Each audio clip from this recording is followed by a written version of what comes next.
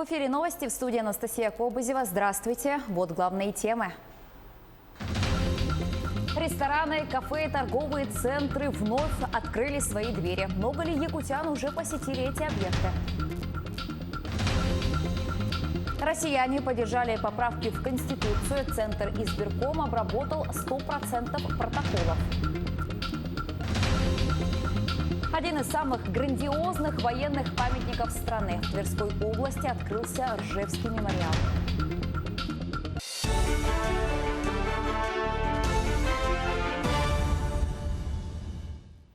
Поправки в основной закон страны поддержали почти 78% россиян против 21%.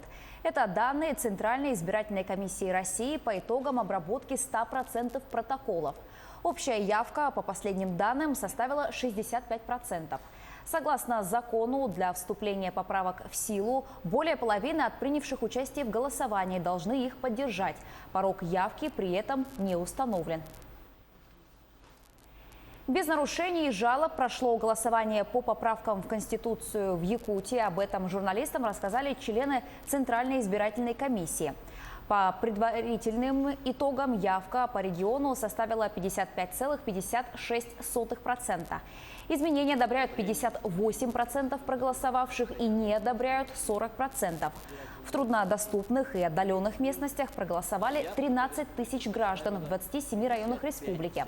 В период с 25 по 30 июня правом голоса воспользовались 248 тысяч якутян. Всего в республике в этой кампании были задействованы 820 участков для голосования. Из них 791 участок – это постоянно действующие избирательные участки, и плюс 29 участков, были созданы временно. Но на этот раз большое количество этих временных участков объясняется сложной эпидемиологической обстановкой. То есть такие участки, кроме полярных станций, кроме промышленных участков, на этот раз были созданы также в больницах, обсерваторах и социальных учреждениях, где был карантинный режим. В Алекминском районе голосование прошло с соблюдением всех санитарных норм, а общественные наблюдатели, их было более 150, обеспечили прозрачность голосования по поправкам в Конституцию России. Подробности у Елены Фаст. С 25 июня по 1 июля в Алекминском районе проходило голосование по внесению поправок в Конституцию Российской Федерации. Организация голосования в течение нескольких дней, тем более в условиях соблюдения санитарно-эпидемиологических норм, процесс сложный. Тем не менее, в районе справились с этой задачей. Кроме обеспечения санитарных норм безопасного голосования, четко был обозначен порядок в плане прозрачности и легитимности процесса. Я была наблюдателем с момента начала голосования с 25 числа и включительно по 1 июля. На мой взгляд, ход голосования, подготовка членов участковых избирательных комиссий на отличном, на высоком профессиональном уровне. На избирательных участках были соблюдены все меры социально-эпидемиологической безопасности. Члены избирательной комиссии были очень тактичны по отношению к нашим избирателям, принимающим участие в голосовании, грамотными. В целом хочу сказать, что наши жители шли на голосование с настроением, так и заявляли, что идем исполнять свой гражданский долг. В районе за эти дни было определено более 150 наблюдателей по всем избирательным участкам. Изъявились у нас в Алекминском районе от партии «Единая Россия», КПРФ, представители профсоюза и просто физические лица. Сколько в общем было человек? В районе работало за все 7 дней 153 общественных наблюдателя. В целом нарушений, которые могли бы повлиять на легитимность голосования, зафиксировано не было. Каких-либо серьезных нарушений, которые требуют пересмотра результатов голосования или искажения волеизлияния граждан, зафиксировано не было. Елена Фаст, Алекминск.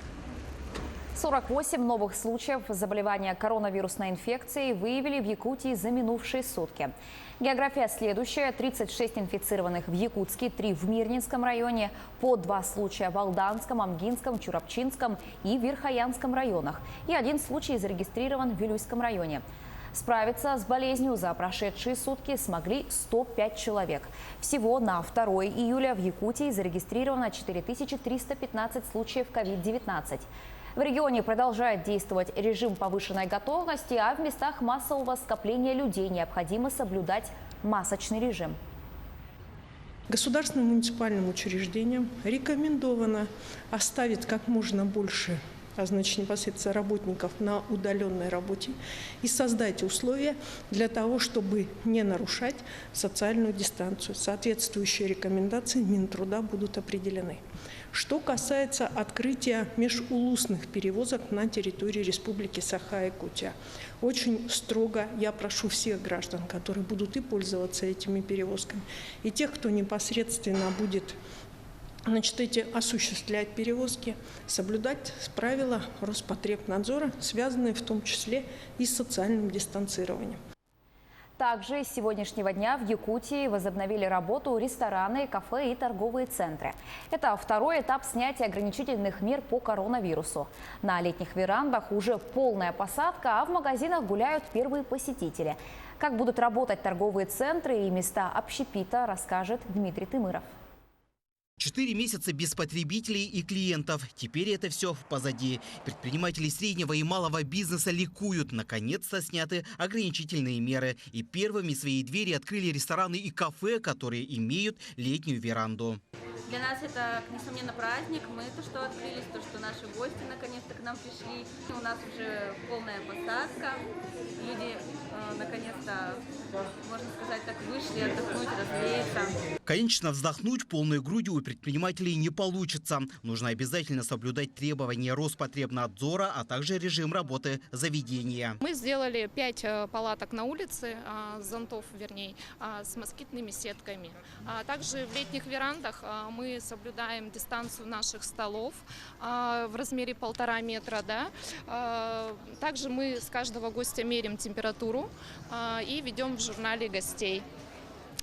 Диссредства все предоставлено, моечные средства, мойку все сделали на летних верандах. Ради того, чтобы не убить свой бизнес, они готовы идти на все. Многие из них приготовили для своих потребителей разные акции и предложения, а также освежили внешний вид заведения, чтобы клиенты были приятно удивлены. Во время пандемии, получается, у нас немножко достроилась наша веранда, небольшие изменения, чтобы здесь было более прохладно в летний период, когда солнце светит. Закрыли крышу, сделали отдельный туалет, раньше он был только у нас в ресторане. Мы подготовили для наших гостей спецпредложение лета с кризисными ценами, разработали специально отдельное меню. Все подачи блюд у нас идут от 400 грамм, то есть порции большие, цена доступная. Вместе с общепитом свои двери распахнули и торговые центры, и уже полно народу. Я очень рада, что торговые центры открылись, и вот сейчас обеденный перерыв, и мы как раз вот вышли, я наконец-то купила себе линзы, и я прям очень рада, что они открыты. Здесь также созданы безопасные условия для горожан. И арендаторы, и мы постоянно проводим дезинфекцию. У нас размещены антисептики, рециркуляторы, то есть эта работа у нас теперь постоянная, мы так предполагаем. Конечно, это все сделано для того, чтобы было безопасно не только посетителям, но и самим работникам арендаторов. Предприниматели отмечают, что перед открытием своих магазинов провели тщательную работу с персоналом, провели дезинфекцию всех помещений, а также выполнили все требования Роспотребнадзора. Мы обеспечили всем перчатки, маски, все сведения, то, что нам Роспотребнадзор дал, мы все соблюли, сделали разметки, дистанцию 1,5 метра, чтобы соблюдали антисептики, провели влажную уборку с содержащими средствами. До снятия всех ограничительных мероприятий места общепита будут работать с 8 утра до полуночи. В торговых центрах не будут работать детские развлекательные центры, а также фудкорты. Дмитрий Тымыров, Григорий Николаев, Якутск. Работники старше 65 лет могут уйти на больничный до окончания режима самоизоляции в Якутии, то есть до 14 июля. Новые электронные больничные, как и предыдущие, оплачиваются за счет средств Фонда социального страхования. Напрямую работнику за весь период в течение 7 календарных дней со дня оформления больничного. Листки нетрудоспособности будут выдаваться на основе данных, которые работодатели в электронном виде направляют в фонд. Гражданам не нужно предоставлять какие-либо дополнительные сведения или документы. Есть небольшое отличительное свойство техническое на 5-й этап. Заключается оно в том, что на одного человека придется работодателю отправлять 4 реестра, так как 4 этапа принято в Республике Саха-Якутия. Этапы у нас все утверждены указом главы Республики Саха-Якутия, и все это выложено на сайте. Второй отличительной чертой является, допустим, у нас период 7 дней, один период, и если за эти 7 дней в этот период необходимо страхователю оплатить только 5 дней, значит автоматически больничный будет выписан на 5 дней. То есть количество дней по больничному листу равно количеству дней оплаты больничного листа. 30 июня в Тверской области открылся Ржевский мемориал. Он стал одним из самых грандиозных военных памятников страны. На торжественную церемонию приехали президенты России Владимир Путин и Беларуси Александр Лукашенко. Бронзовый солдат и музейный комплекс создавали по инициативе ветеранов Великой Отечественной войны, тех, кто воевал на Ржевской земле. Памятник появился на месте кровопролитных боев, которые шли с января 42 по март 43. В тех сражениях погибли и сотни воинов-якутян. Максим Кардозу продолжит. Этот советский солдат в бронзе поражает своим величием и размерами. Его высота вместе с курганом 35 метров. Строили комплекс на народные средства.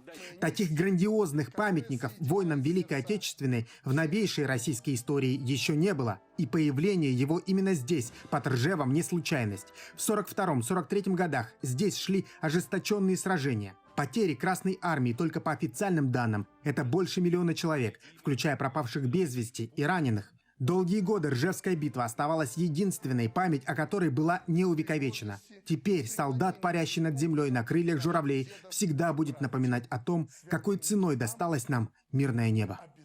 Бои под Ржевом шаг за шагом, день за днем приближали триумфальный исход Сталинградского сражения, долгожданный прорыв блокады Ленинграда, освобождение Белоруссии, Украины, Прибалтики, тот самый окончательный, решительный перелом в ходе всей Второй мировой войны. Мы всегда будем помнить, какую высокую цену заплатил советский народ за победу, какой удар приняла на себя и отразила Красная Армия, где в едином строю сражались представители всех республик, всех национальностей Советского Союза. В годы Великой Отечественной под Ржевом воевали и тысячи якутян. Сотни остались лежать здесь, в братских могилах. В память о подвигах наших земляков в местах их сражений установлены мемориалы. Правительство Саха-Якутия одними из первых в новой России пошли на установление памятников в тех местах, где погибли их земляки. И прямо хочу сказать, обелиск, который стоит на Ржевской земле, в честь воинов Саха-Якутия, погибших на территории Ржевского района, отвечая за свои слова, является одним из первых вообще на территории России. Список имен воинов-якутян, которые сражались и погибли в боях под Ржевом, постоянно пополняется. Только в этом году на мемориале в деревне Филькино добавилось больше 500 фамилий наших земляков, захороненных в Тверской области. Новый памятный знак появился и на холме Березуйский, где покоятся сотни якутян. Сегодня ничто не напоминает там о былых сражениях, тяжелых сражениях. Поэтому появилась необходимость отметить это место. Это очень важно для потомков солдат, которые погибли там. Поэтому именно и на месте сражения было предложено установить этот мемориальный камень, чтобы родственники могли бы побыть на этом святом месте. Причем поисковые работы не прекращаются. Волонтеры обещают воздать память всем героям, которые пали за Родину. Максим Кардозу, Виктор Олесов, Тверская область. Цветок с Колымы может помочь человечеству создать растения, способные переживать резкие изменения климата, рассказывает Роман Чуриков. Профессор Венского университета Магрит Ляймер, наверное, еще никогда с такой любовью не смотрела на растения. Дело в том, что содержимое этой колбы выращено из зерна возрастом 32 тысячи лет. Это растение сумело выжить так долго благодаря невероятному стечению обстоятельств. Во-первых, его семена были достаточно глубоко под землей. Во-вторых, там было сухо. В-третьих, нам помогло, что вечная мерзлота в России уходит. И сейчас ученым открываются слои почвы, недоступные прежде. Семена нашли российские ученые во время экспедиции на Колыму. Все последние 32 тысячи лет они провели на глубине почти 40 метров. Вероятно, их закопала очень старательная белка. Подмосковным специалистам удалось их вырастить. Оказалось, что это смолевка ускалистая. Она встречается на Магадане и сейчас. Но вопрос, как она изменилась со времен мамонтов? На него и пытаются ответить в Вене. Мы считаем, что растения меняются из-за изменения окружающей среды. Глобальное потепление – это сейчас очень серьезная проблема. Поэтому мы стараемся найти гены, позволяющие флоре адаптироваться к холодным или, наоборот, жарким условиям. Уже потом, используя эти знания, мы сможем создать более совершенные растения. Иными словами, австрийские ученые сейчас пытаются позаботиться о продовольственной безопасности наших потомков. А благодарить за это нужно особенно запасливую белку из ледникового периода. К этой минуте у меня пока вся информация. Не переключайтесь.